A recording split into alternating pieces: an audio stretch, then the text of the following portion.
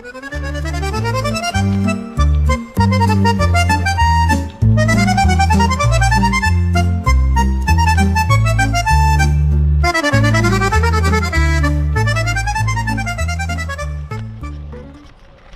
everybody, so as you can see, I'm back home, which means that I finished my trip.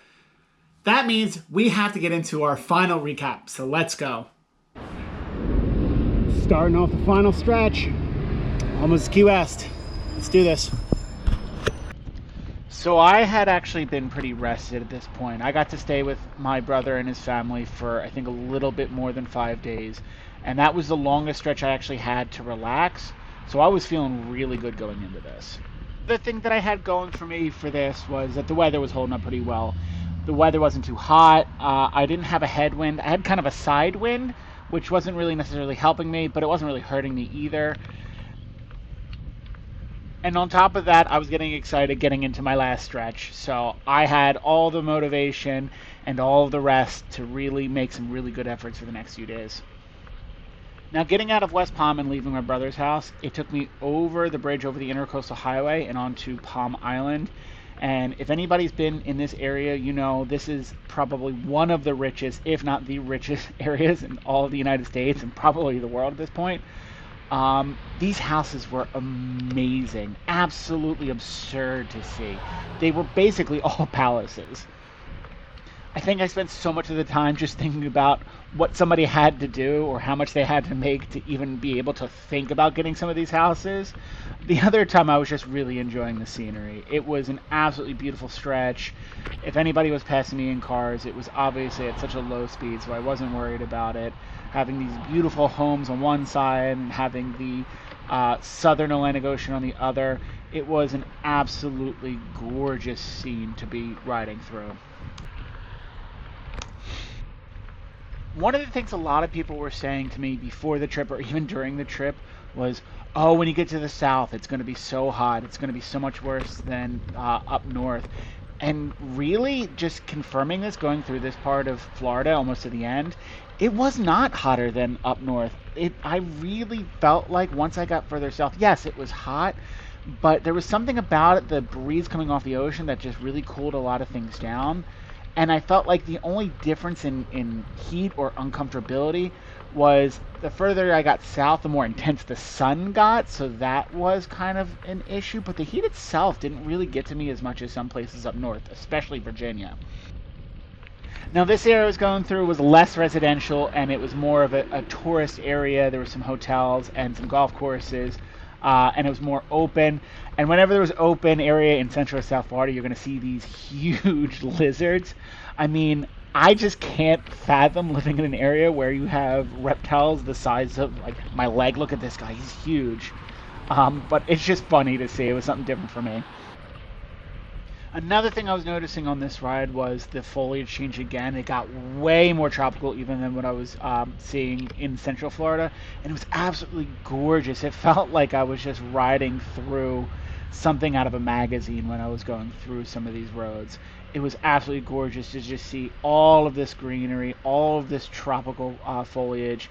And it was really relaxing. Even though it was a long effort and a hard effort some of these days in South Florida, I don't really think I noticed as much because I was just so taken aback by the surroundings. As I was coming closer to the end of my trip and I could kind of see the finish line, I started to contemplate a little bit more in a retrospective aspect for the trip. More specifically, how my body's changed over this. When I first started, I'd been pretty well trained as far as running, and I definitely was in shape. But as far as how I was in shape for the bike, I really struggled to do a lot of these maximum efforts, like longer days, and especially starting out in Maine where there's a lot of hills, I felt everything that I was doing.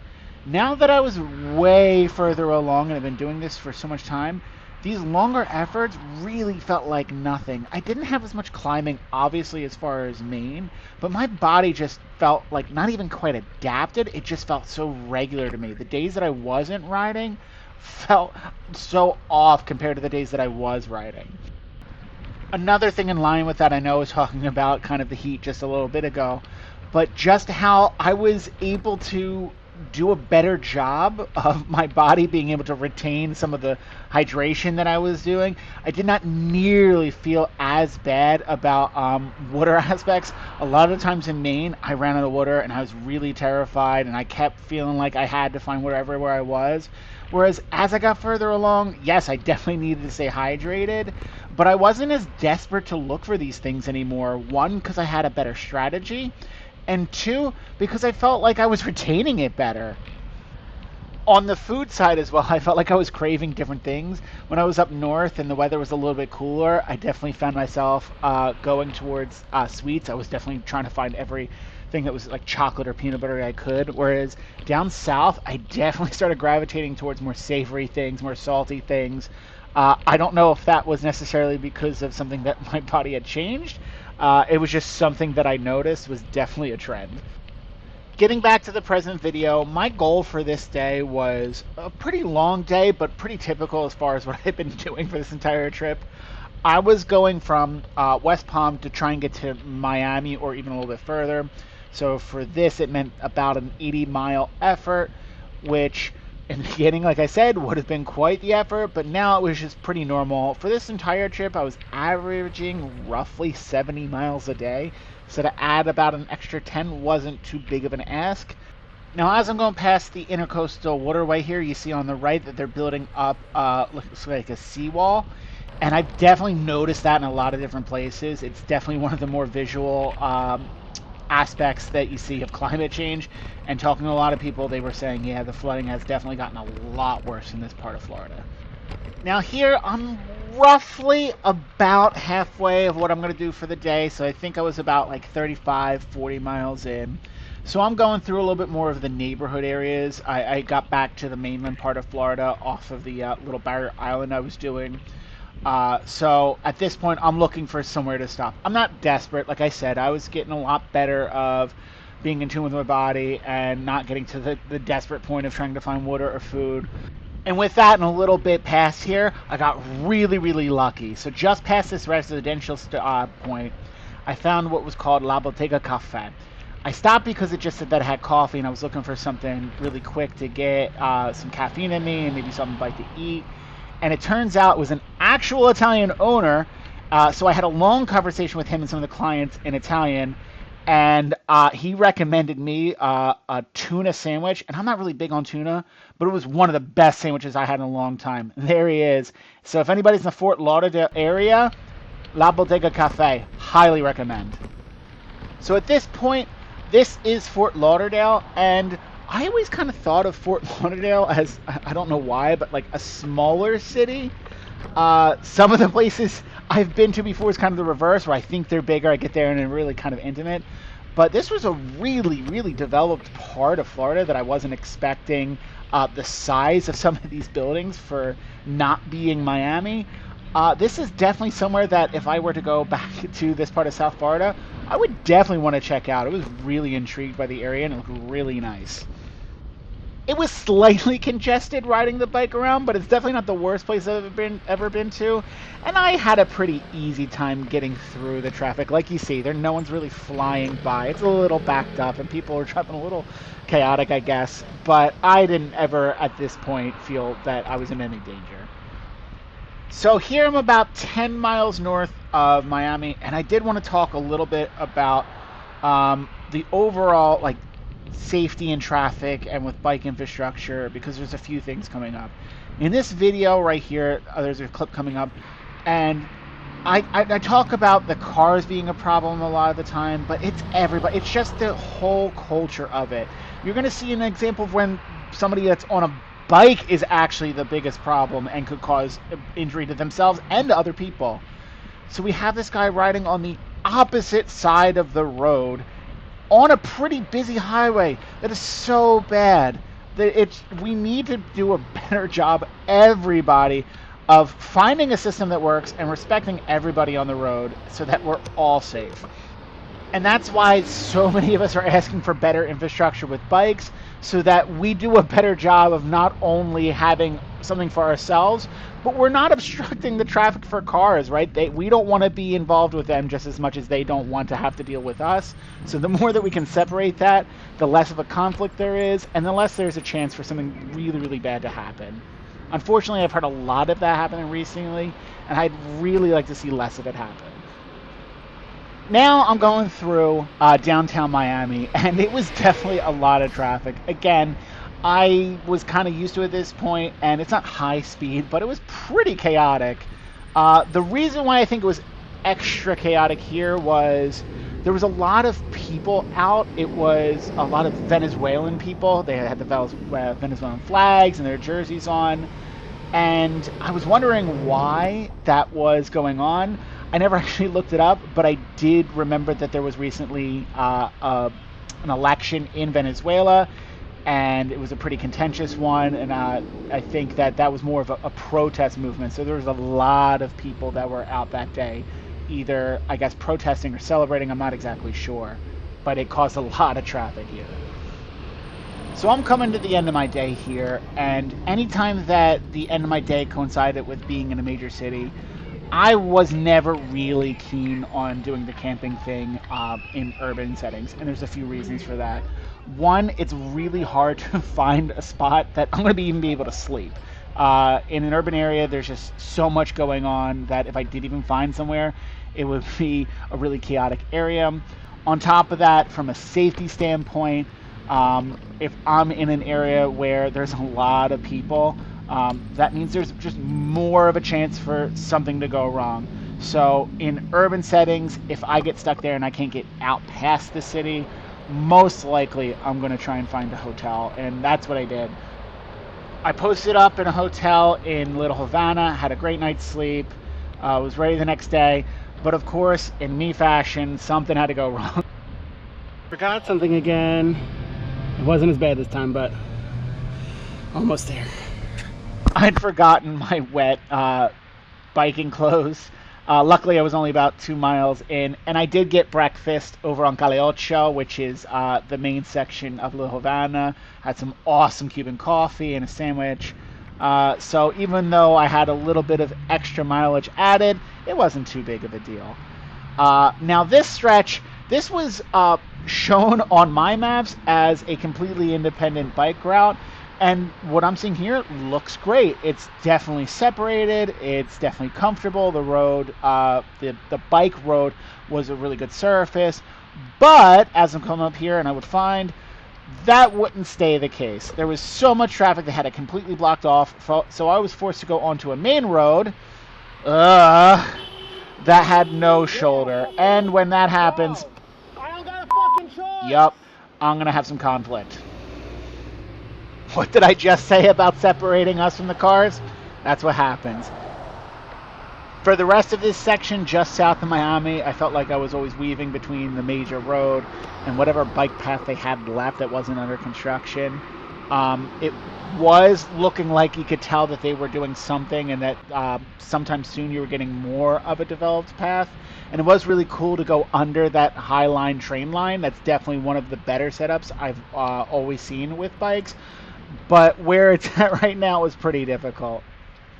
Now on this day, I think I only had about 150 miles to go to Key West. So my initial plan was, I'm not going to stress out about it. I got plenty of time to get down there. So I was just going to see where things took me. And to start off, I wasn't really feeling too great. Like that path wasn't really making me feel pretty comfortable. Now just past more of the urban setting, they had this one really long road that went almost all the way down to Florida City, and it was not a road for cars, it was just for buses. So that was really, really awesome. But I was going to go through a stretch of rain that was super intense. Now you see it coming down pretty hard here. Unfortunately, I ran out of battery on my camera, so later on it absolutely poured. See, this is really heavy, but when my camera died, it was at least double this in intensity. It was 100% the most intense rain that I had gone through the entire trip, but it wasn't really too much of a problem because it was pretty warm out. I'd covered all my gear. I wasn't really worried about it. as far as dealing with any negative effects. It was just, I was wet, but I was used to that. This entire trip, I'd been wet. The one thing that was different, though, was there was a lot of lightning, and you're going to hear some of this thunder, and that scared me a little bit, especially being in an open area, but I just chugged along and hoped for the best.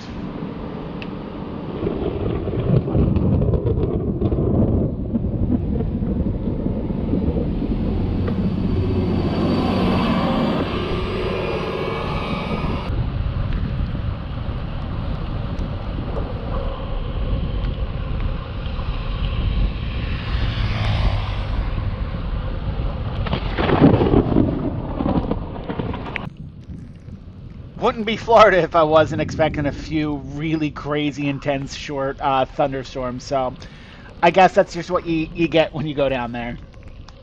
So passing through the thunderstorm, just as it started to clear up, I had actually passed most of the civilization part of mainland Florida, and this is the road, Route 1, I believe, going towards the Keys. So if you look to my right, that's actually the Everglade National Park. They had it all blocked off. You would think it's probably for people to go in, but I'd imagine it's probably so that the wildlife doesn't come out and get hit on the road. But I was finally starting to get to the stretch of getting to the Keys, and I was really excited. The weather was starting to clear up. I was able to charge my battery because it wasn't wet anymore on the camera, and I was really, really excited. And on top of that, I was noticing that the weather was actually improving, not only from the standpoint of not raining, but I had a pretty favorable wind. So at this point, I think I'm probably about 40 miles in, and as I'm getting closer to the Keys, I'm starting to notice, hey, I got a lot of time. I have this favorable wind. Maybe I can make this a pretty long stretch, and I can cut my last 2 days to some really short stretches so that I can kind of enjoy myself when I finish this. And that's exactly what I did. I was planning to maybe stop somewhere like Key Largo, which is where I'm coming up to, or just past it. And I ended up getting all the way to Marathon.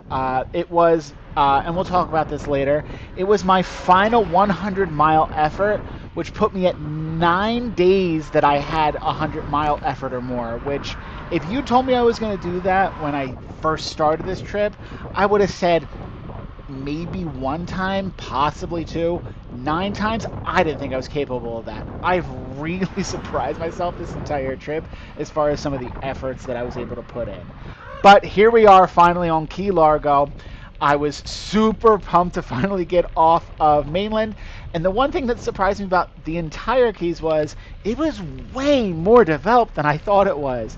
I don't know why, I never really looked into it, but the two things I kind of assumed about the Keys was that it was kind of open land and that it was much more separated and that there were much more bridges in between, and both of those were pretty false for the most part. As you can see, there is a lot of different like knick-knack stores and different things, and here's a stretch where it's not so much, but there was a lot of developed area. Later on I would find out that the Keys are actually just about to hit their maximum for the development they can do based off what they can have for population for evacuation purposes. So I was really surprised at that. And the other thing, like I said, there was way more stretches of land than I was expecting. So the end of my day is somewhat coming up, but I did have a good amount of effort still left in me. And the one thing you're going to notice for the rest of this day is the absolutely gorgeous setting that you're seeing. I have the tailwind going with me, which definitely helped my mood. But on top of that, just this beautiful view of the sun that's going on, and just having on both sides of this stretch going on. I have the inland facing towards mainland Florida, which is still a pretty big area of water, and to the left of me is basically the Caribbean. So I've finally hit a pure tropical section of this. I have clear weather. Remember, that's this same day I was going through all that downpour, And this is exactly what I wanted to start to end my trip. This is one of the most beautiful settings that I've ever been able to experience, let alone on the bike. And I was just in awe going through this, and it was only getting more beautiful as time passed. Having such a beautiful setting and having a really good condition for one of my last days. Again, I got to kind of a more reflective standpoint, and I was thinking back about all of this trip, and I just thought about how lucky I am to be able to do this. One, from the standpoint to have the time and the ability to do this, but also that this is available to us in this country, and that we have so many wonderful people that make this possible. And it could only get better. This trip is something that we could just improve on by investing in and spotlighting this. Like, everybody can enjoy this type of setting. It's just a matter of getting the word out there and letting people know and letting our governments know that we want more of this. And with that said, I'm actually going to tune out a little bit so that you guys can enjoy this, uninterrupted.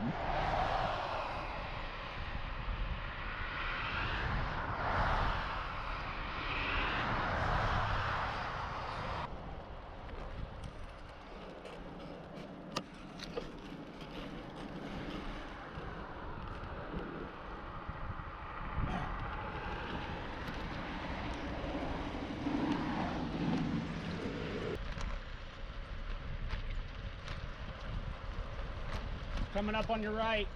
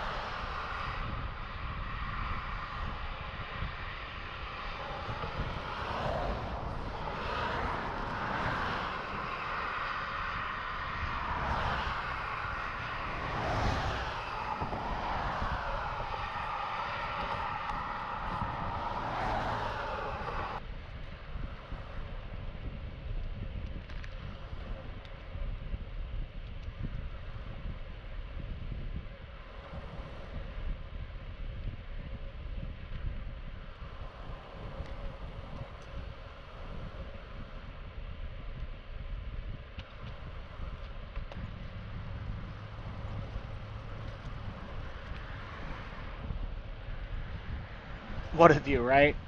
So at this point, as I'm coming to the end of my day, I'm looking for a spot to set up, and I'm getting actually a little greedy, and I'm looking for something that's somewhat more comfortable and a great view.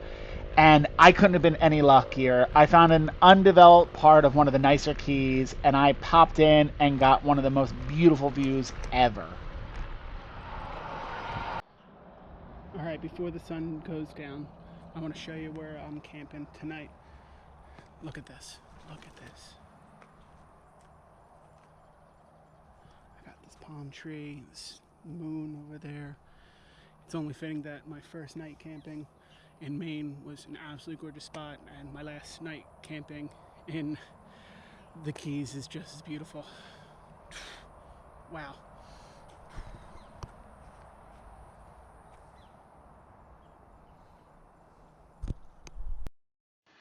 Now, this was one of the most beautiful spots that not only I'd stayed on this trip, but that I'd ever been to.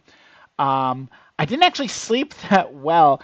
Although it was really gorgeous, look at this moon. This is the moon, not the sun.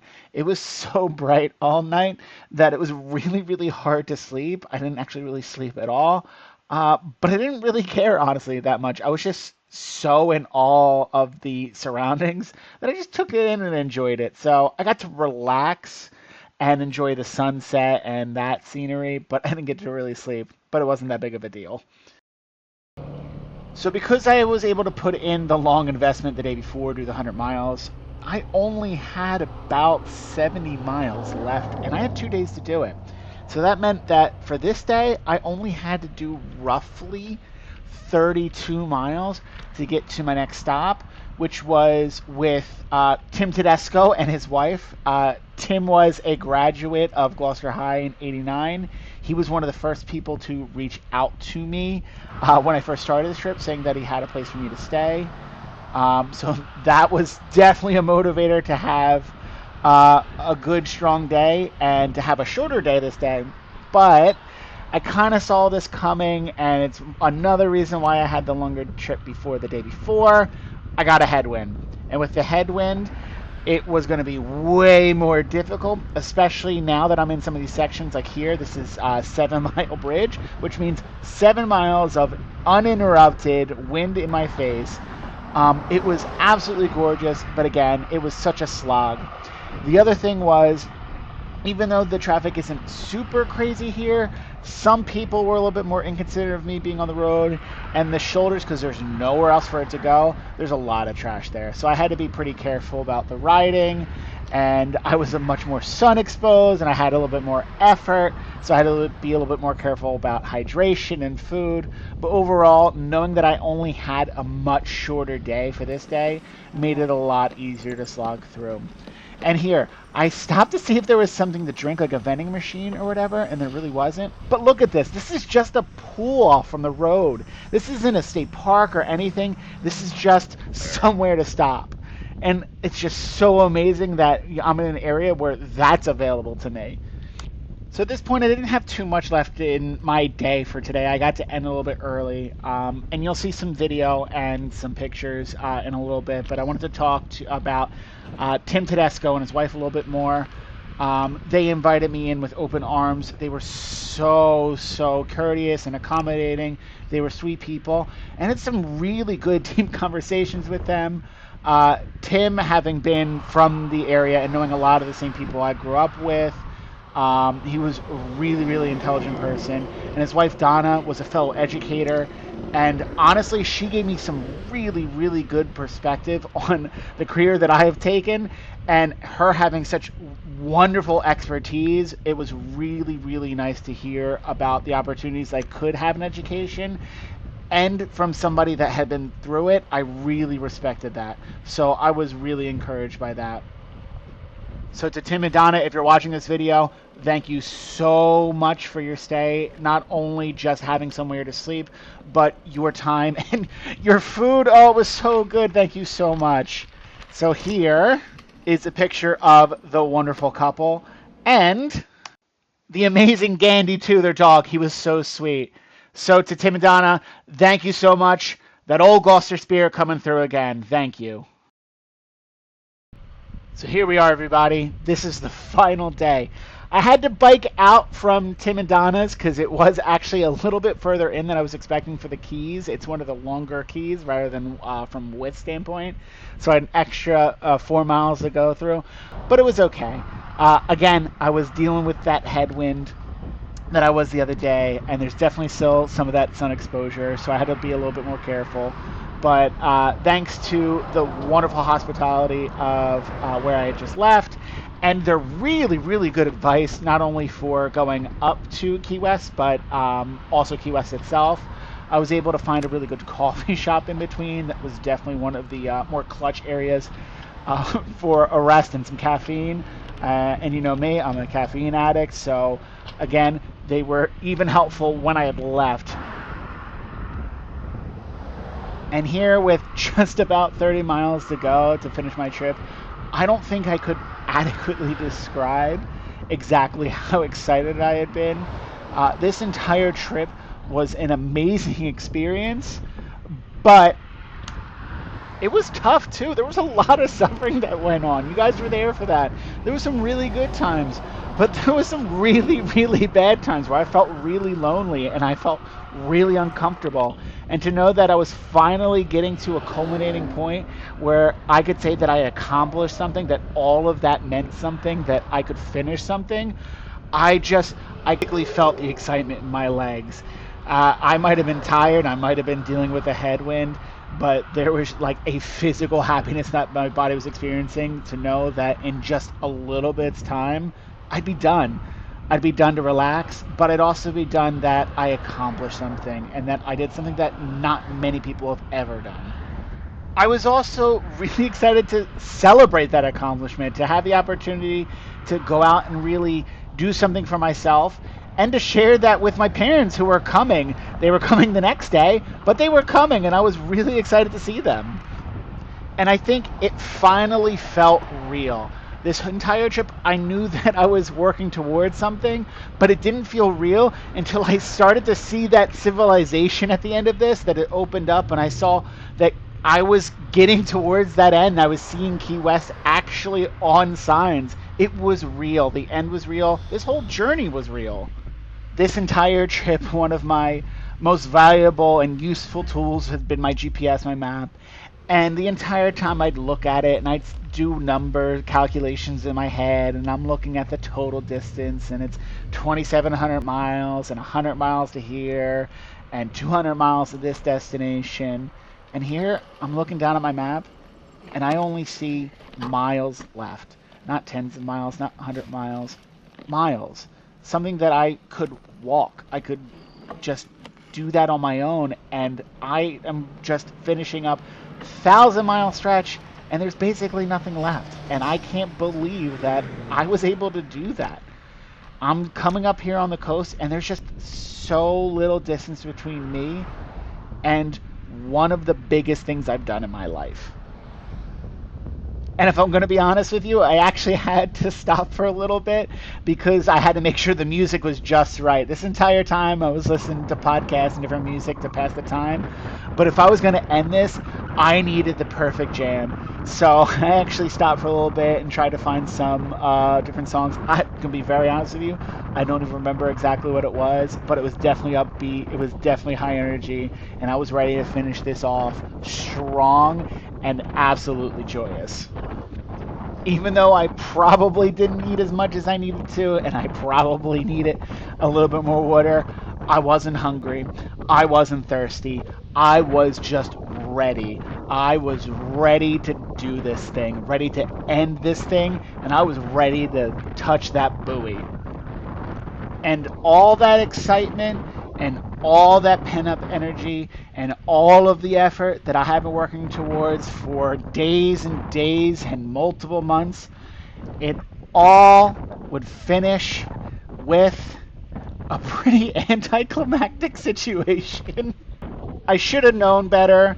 I should have known where I was going to. I had this idea in my head that I was just going to absolutely sprint into the finish and basically jump into the buoy. But reality is that it's a tourist destination and there was a really long line.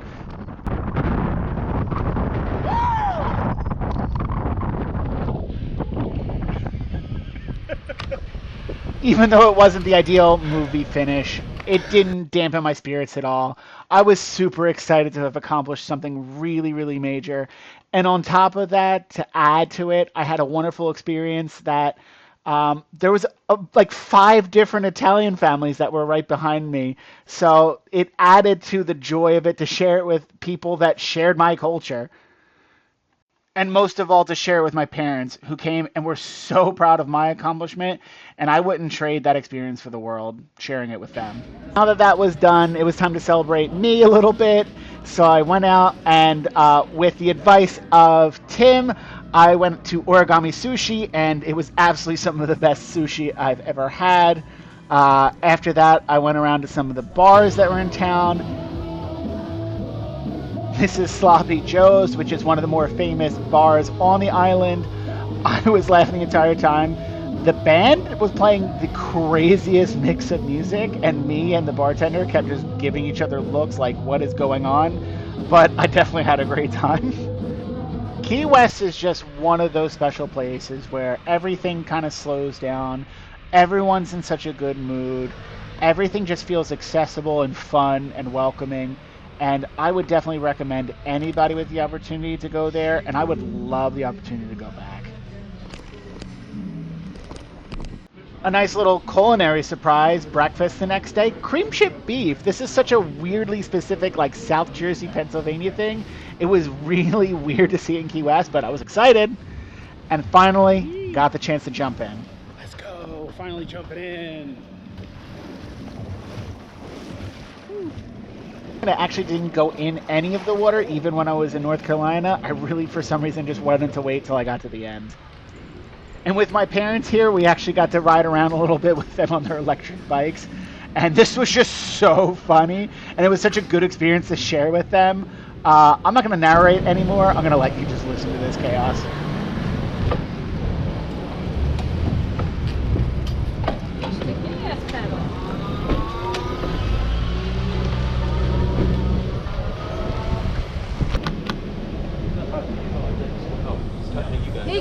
Who knows? We don't. Nobody knows who. No one's talking to anybody at this point. We're all just talking to ourselves. Damn it. We're all crazy. Just go! 5.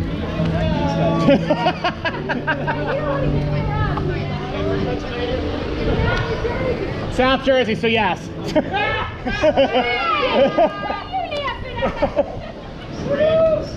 Scranton! Pennsylvania's my favorite state.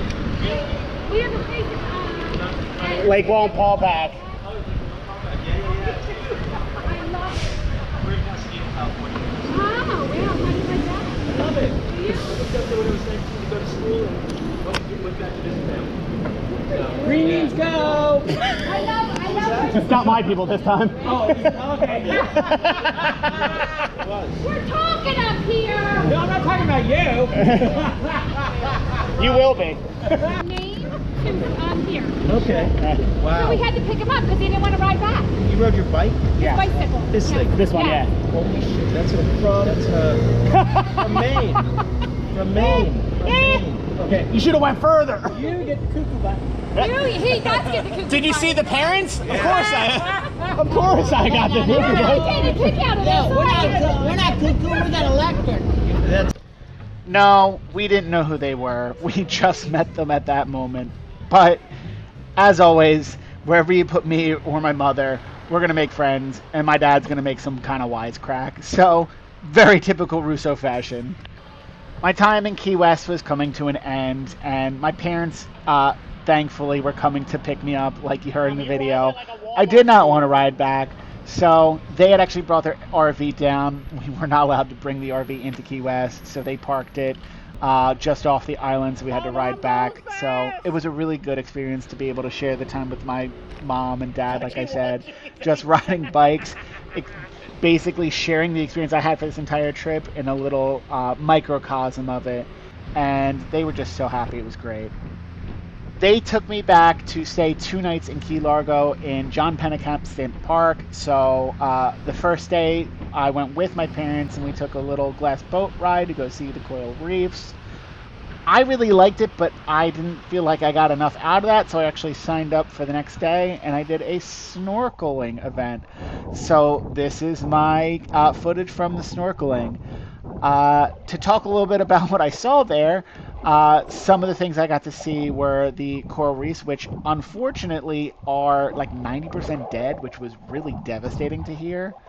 But on the bright side, there was a lot of different fish species that I was able to swim with. One in particular was the rainbow parrotfish. It's not these guys, but I'll tell you when it comes up. And what's special about those guys is they actually eat the dead coral. And when they eat that coral, they actually poop it out. And that is how you get white sand beaches.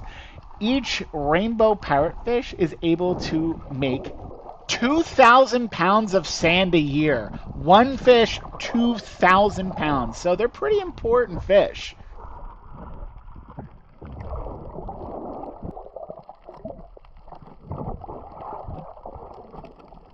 And there those guys are, those green and kind of purpley fish here that I'm looking at here. These are our rainbow fish. So if you've ever been on a white sand beach, you have these guys to thank. Thank you very much. The snorkeling experience definitely felt like a little bit of a metaphor for this trip for me. It was a chance to get up and close with nature, see all of the good things, experience a lot of the sad and uncomfortable bad things too, but to really not shy away from it and embrace all of the wonderful things that it had to offer.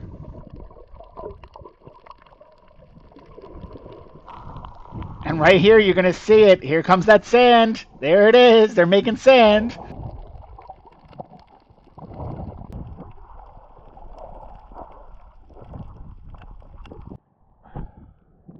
And just like my personality, I had to kind of push a little bit, and I'm looking under rocks for something a little bit special no one else is seeing. And I got to see this huge lobster, so that was pretty cool. The trip was coming to an end, and as exciting and wonderful as the experience was, I was definitely ready to finally experience a little bit of normalcy again. So after a plane ride and a train ride, I finally made it back to my home, and it was really, really good to see my home and to know that I did something really special, but that I was somewhere that I felt comfortable again.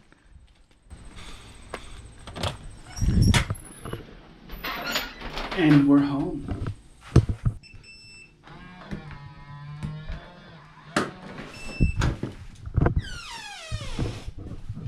Tis the end. Thanks for following me, guys. And that's a final wrap on Cola Down the Coast. I want to thank everybody for joining me on this adventure, suffering, exciting, learning new things. I want to thank you all for being there with me and supporting me along the way. In addition, I think I might make a few videos related to the trip, so tune in for those. And finally, as far as the donations for the Plainfield Area Humane Society, I'm going to leave that open for donations until after Labor Day. So if you still haven't donated, there is time, but very little. So please get on that. So for one final time, thank you guys so much. And it was a pleasure seeing you guys down the coast. Thank you.